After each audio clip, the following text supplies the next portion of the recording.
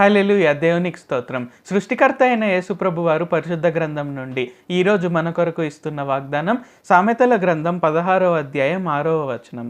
కృపా సత్యముల వలన దోషమునకు ప్రాయశ్చిత్తము కలుగును.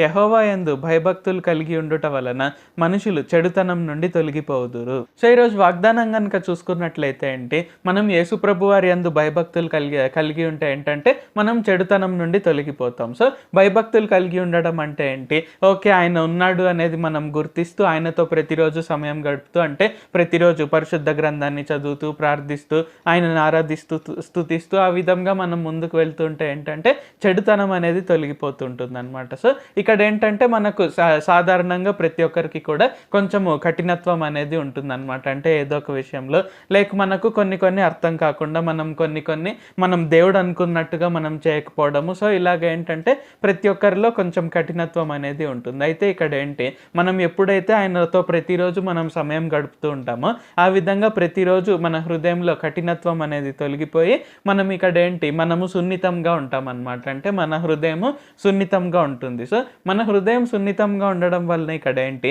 ఆయన చిత్తం ఏంటో మనం తెలుసుకోగలుగుతాం. సో ఈరోజు అనేక మందికి, మనలో చాలా మందికి ఒక డౌట్ ఉంటుంది అనమాట. సో యేసుప్రభు వారి యొక్క చిత్తం ఏంటి, యేసుప్రభు వారి యొక్క చిత్తం ఏంటి అని మనము అనేక మందిని అడుగుతూ ఉంటాం. అయితే ఇక్కడ ఏంటి, ఆయన యందు భయభక్తులు కలిగి ఉండడం అంటే ప్రతిరోజు మనము ఆయనతో సమయం గడుపుతూ ఆయన చెప్పిన ప్రకారంగా చేయడానికి మనం ట్రై చేస్తూ ఉన్నట్లయితే ఏంటంటే మనకు అర్థమవుతుంది, ఓకే ఇది దేవుని చిత్తము. సో మనకు ఏవైనా ఆలోచనలు వచ్చినా మనము తేడా గమనించగలుగుతాం. ఓకే ఇది దేవుని నుండి వచ్చిన ఆలోచన, ఇది పరిశుద్ధాత్మ ప్రేరేపణ, లేకుంటే ఇది కాదు, ఇది మంచి ఆలోచన కాదు, దేవుని ఆలోచన కాదు. సో ఇలాగ ఏంటంటే మనం తేడా అనేది గమనించగలుగుతాం. సో ఇక్కడ కీ ఏంటంటే మనం ఆయన యందు భయభక్తులు కలిగి ఉండడము. సో అంటే ఆయనతో ప్రతిరోజు సమయం గడుపుతుంటే ఖచ్చితంగా మనం ఆయన చిత్తాన్ని తెలుసుకోగలుగుతాము. సో అది ఎలాగంటే మన హృదయం కఠినత్వం నుండి మనకు సున్నితంగా మారుతుంది. ప్రార్థించుకుందాం.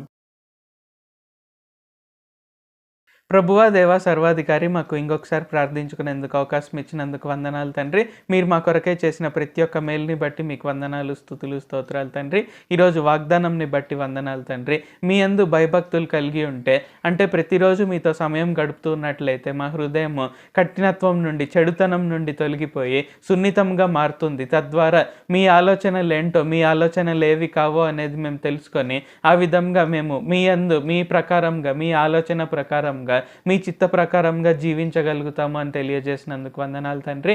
కావున మేమందరము ప్రార్థన చేయుచుండగా మేము చెడుతనం నుండి తొలగిపోవటకు గాను మేము ప్రతిరోజు మీతో సమయం గడుపుటకు శక్తినిచ్చి సహాయం చేయండి తండ్రి. ఎప్పుడు కూడా మేము మీ మార్గాల నుండి తొలగిపోకుండా మేము ప్రతిరోజు మీతో సమయం గడుపుతూ మీ ద్వారా అనేక మర్మాలు తెలుసుకొని మేము మీ ఆలోచనలకు వేరే ఆలోచనలకు తేడా తెలుసుకొని ఆ విధంగా మేము సక్రమంగా మీ యందు భయభక్తులతో జీవించుటకు సహాయం చేయండి. నజరేయుడైన సర్వశక్తిగల యేసుక్రీస్తు నామములో ప్రార్థిస్తున్నాం తండ్రి. ఆమేన్. Thank you Jesus. దేవుడు మిమ్మల్ని ఆశీర్వదించును గాక.